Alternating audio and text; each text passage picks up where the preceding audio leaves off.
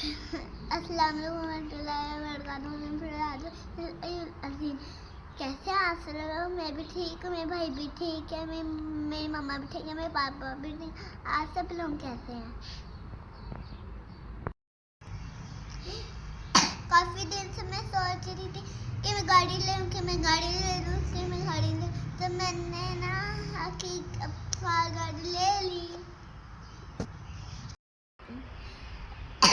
तो चले मैं अब आपको अपनी नई गाड़ी दिखाऊंगी। अगर आपको मेरी गाड़ी अच्छी लगेगी तो फिर ये भी मेरी गाड़ी।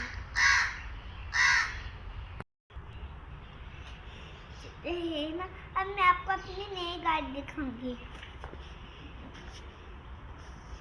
ये मेरी गाड़ी।